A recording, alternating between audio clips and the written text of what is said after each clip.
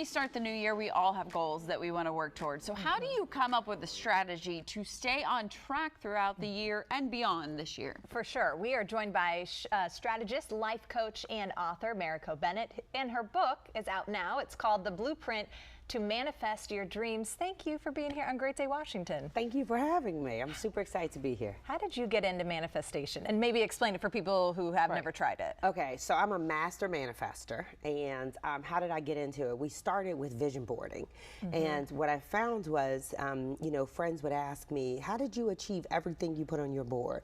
Like, how did you actually make that happen? And I didn't realize that I was a unicorn of sorts. But then I decided I would package my entire process and write a book about it so I could share with others, because I love a good praise report. Yes. So manifesting is kind of like, how do you describe it? Sure. So I first start with the first C, which I call my C power method, and that's crystallizing. So we all have visions. We all have something that we desire. It's in our heart. It's in our mind. Sometimes it'll keep us up at night, some things that we want to achieve. And so you crystallize that vision, and that's the first C. And then you customize a plan, because everybody's life looks different, right? I've got 3 children, a husband, a dog.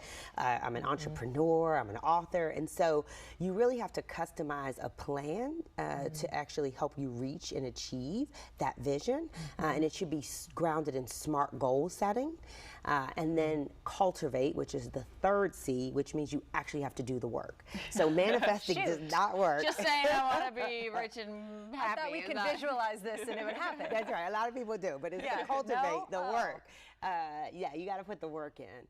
And that's where most people quit or fail, because it gets tough in that phase. And that's where accountability partners are so critical and helpful to keep you on that path and that journey, because your dreams don't work unless you do, right? What type of work is it? Is it like reaching out to people, putting your name out there? I guess it maybe depends on your goal. Right, it depends on your goal, and we like to look at goal setting and your 7 life focus areas. So yes, you have physical body, which we just saw the segment on, but that's where you get a trainer, right? That's where you actually have an accountability person you show up with, who's going to meet you there, and you're accountable for that.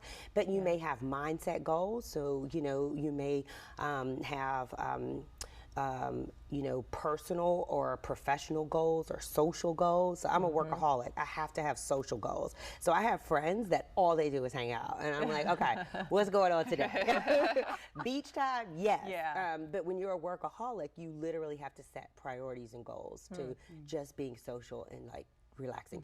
Maybe you want to have a closer walk with God. So, spirituality is another life focus area. Some people want to be, have more time in meditation and things like that. So, 7 life focus areas. Very specific. All right, and then your 4th C is curate. That's right. And that is where you are fine-tuning, you're tracking, you're measuring, like what's working, what's not working. Because you know how sometimes you have a vision, and then you actually reach and achieve that vision. You're like, oh, this is not what I thought it was. And so, maybe you want to fine tune it, or maybe you've reached a goal, but you realize, oh, this isn't everything I want it to be. And so that's where you're tracking and evaluating and measuring. I think it's a good reminder, because it's people, we change, our life changes. So maybe you are enjoying one thing, you get to that goal, you're like, this just isn't what I want to do now, or what's bringing me happiness. So we're always having to adjust. That's exactly right. And maybe you want to focus in another area, and so, priorities change. And so as the workaholic person, I was like, okay, I've done that. So professionally, we're good. And then financially, okay, we're sound. And I'm like, am I enjoying life?